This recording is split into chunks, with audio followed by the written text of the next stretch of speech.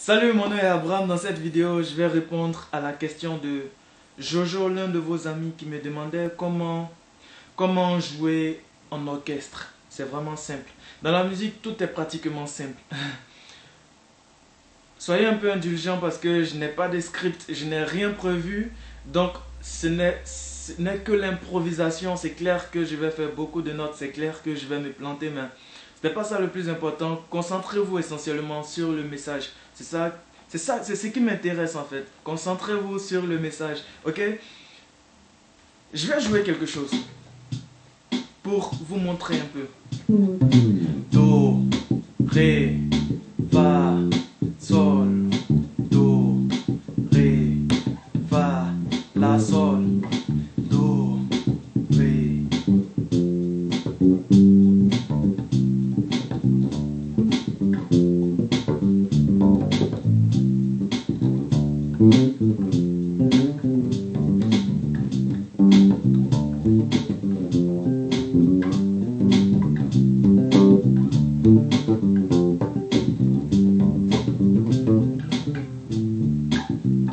Prenez votre guitare et jouez avec moi, ok? Ré, fa, sol, ré, fa, sol, ré, ré, fa, sol, do, ré, fa, sol, do, ré, fa, sol, do, ré, fa, sol, do, ré, fa.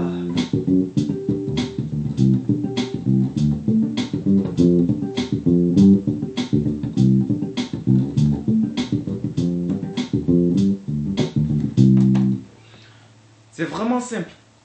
En tant que bassiste, vous devez comprendre quelque chose. Votre rôle dans un groupe, c'est d'apporter la mélodie et d'apporter la rythmique. C'est la raison pour laquelle on parle de basse mélodique et basse rythmique. C'est quelque chose que vous devez connaître. Vous apportez la mélodie, vous apportez la rythmique. Donc, ça suppose que vous devez être bon dans ces deux choses. Vous devez être bon dans la mélodie, vous devez être bon dans la rythmique. Moi, qu'est-ce que je fais généralement? Moi, dans mon groupe, les deux personnes qui m'intéressent sont mon batteur et mon pianiste. Le reste, ça, c'est pas mon problème, je m'en fous. Même si mon musicien, même si mon guitariste, il est le meilleur au monde, c'est pas un problème. Donc, je m'intéresse à mon batteur et à mon pianiste. Pourquoi? Parce que si par exemple, je suis en train de jouer et que je suis perdu, je peux regarder, j'ai la possibilité de regarder mon batteur et il va me montrer le rythme.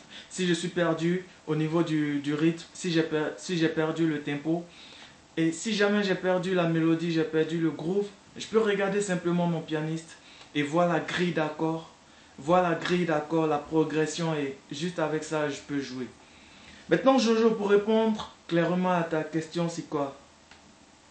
Pour jouer avec un groupe, pour accompagner un orchestre, il y a deux choses que tu dois maîtriser. Comme j'ai dit, la mélodie et la rythmique. Dans cet exercice, regardez. Écoute bien ce que fait la batterie.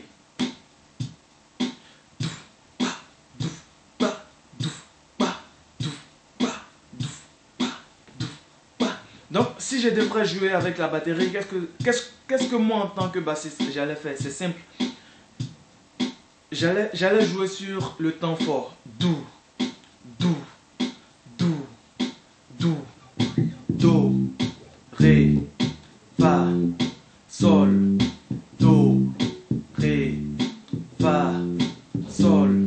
Maintenant, pour connaître la progression, qu'est-ce que j'allais faire? J'allais partir poser la question à mon pianiste. Quelle est la progression? Et c'est ce que je te conseille. Si jamais tu joues avec ton groupe, demande quelle est la progression. Et dès que tu as la progression, tu joues simplement les notes. Do, ré, fa, sol. Tu demandes quelle est la progression et quelle est la gamme. Si jamais. Quelle est la progression et dans quelle gamme il joue. Une fois que tu as la gamme, tu as la progression. Après, pour improviser, ça c'est quelque chose de vraiment facile. C'est quelque chose dont je vais parler dans une prochaine vidéo. Mais pour l'instant, on va parler du rythme et de la mélodie, de la progression surtout. Donc, pendant que le batteur joue Do et pendant que tu as toutes les progressions, tu sais que la progression c'est Do, Ré, Fa, Sol. Tu suis simplement le batteur parce que tu as la progression. Tu connais le nombre de mesures. Par exemple, Do, 4 temps. Peut-être ton pianiste t'a dit Do c'est 4 temps, Ré c'est 4 temps, Fa c'est 4 temps, Sol c'est 4 temps. Donc qu'est-ce que tu fais? On continue toujours. 1, 2, 2. Ah, c'est 2 temps. Excuse-moi. 1, 2, 1, 2, 1, 2, 1, 2, 1, 2, 1, 2, 1, 2, 1, 2. Simplement. Tu joues simplement sans trop te fatiguer. Donc, la musique, c'est simple. C'est vraiment simple. Après, tu as plusieurs possibilités. Une fois que tu as maîtrisé ces deux choses, tu as maîtrisé le rythme, tu as maîtrisé la progression, qu'est-ce que tu peux faire après? Après, tu peux diviser la mesure. Par exemple, ici, c'est 2 temps. Tu peux diviser en... Je sais pas, tu peux... Au lieu d'utiliser une blanche, tu peux utiliser une noire, tu peux utiliser des croches, tu peux utiliser une double croche. Tout dépend de toi. Plusieurs doubles croches, tout dépend de toi. On essaye.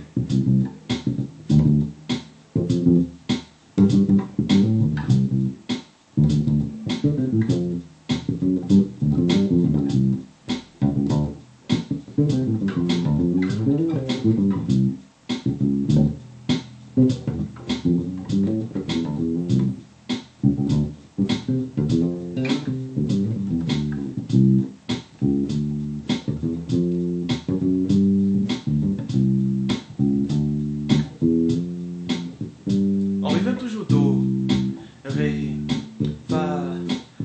Tu maîtrises le tempo, tu maîtrises la mélodie, tu maîtrises la progression. Tu sais que tu as la possibilité de diviser tes notes en plusieurs. Tu sais que tu as la possibilité d'utiliser des doubles croches. Alors pourquoi ne pas utiliser?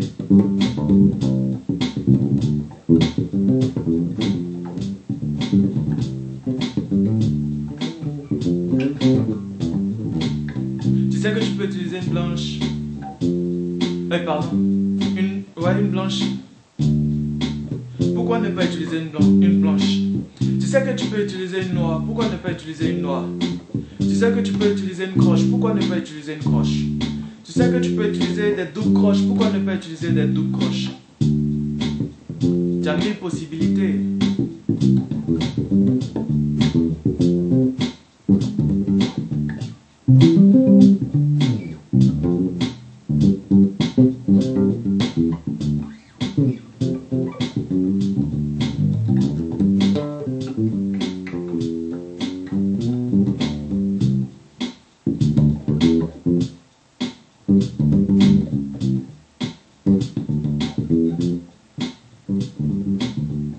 Maintenant, il y a quelque chose, tu dois faire très attention à quelque chose. Et ça, c'est vraiment important.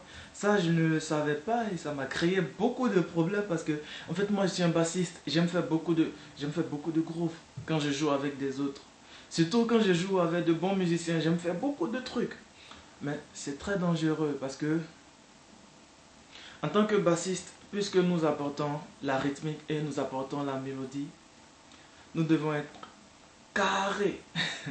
Nous devons être carré. Ça, c'est quelque chose que je déteste. Mais c'est très important. Si jamais vous devez enregistrer des chansons, si jamais vous devez jouer avec un groupe de professionnels, vous devez être carré. Carré, ça ne veut pas dire forcément se priver de beaucoup de choses. Non, ça veut dire jouer, être précis. C'est surtout ça, être précis. Donc, quelle est la technique? Moi, la technique que j'ai trouvée, c'est une astuce que je partage avec vous.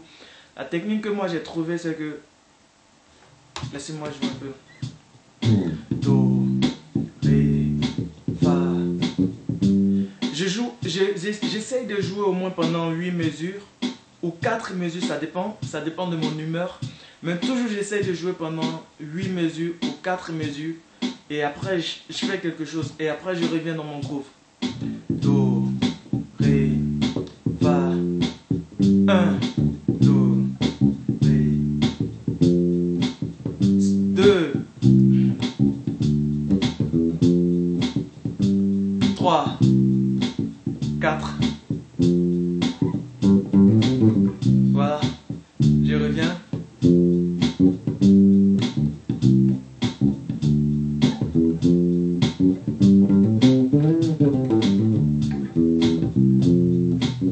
Après je reviens. 1, 2. Ça va sur 8. C'est dur. 3.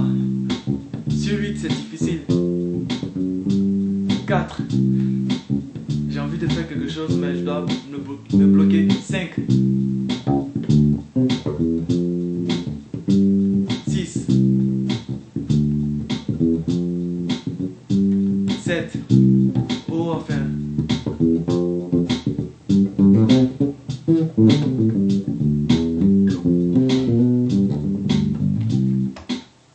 Donc c'est vraiment simple. Ce que tu dois retenir dans cette vidéo, c'est que tes meilleurs amis dans un groupe doivent être le pianiste et le batteur. Voilà.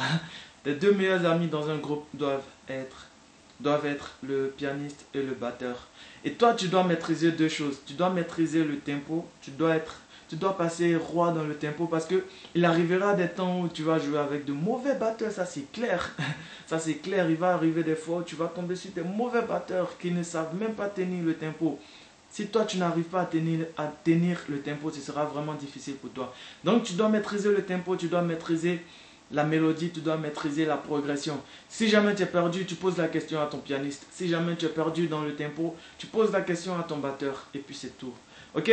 Si jamais vous avez aimé cette vidéo, cliquez sur le bouton j'aime juste en dessous. Et si vous avez des questions à me poser, utilisez les commentaires juste parce que je les lis et je réponds à toutes les questions. En vidéo bien sûr. Donc utilisez les commentaires pour me poser vos questions. Posez-moi vos questions, votre plus grand problème. Quel est votre plus gros problème aujourd'hui? Qu'est-ce qui vous empêche de mieux jouer à la basse? Posez-moi cette question et je répondrai en vidéo. Ok, portez-vous bien. Ciao, ciao. Partagez cette vidéo avec vos amis si jamais. Ciao, ciao, ciao, ciao, ciao, ciao, ciao, ciao.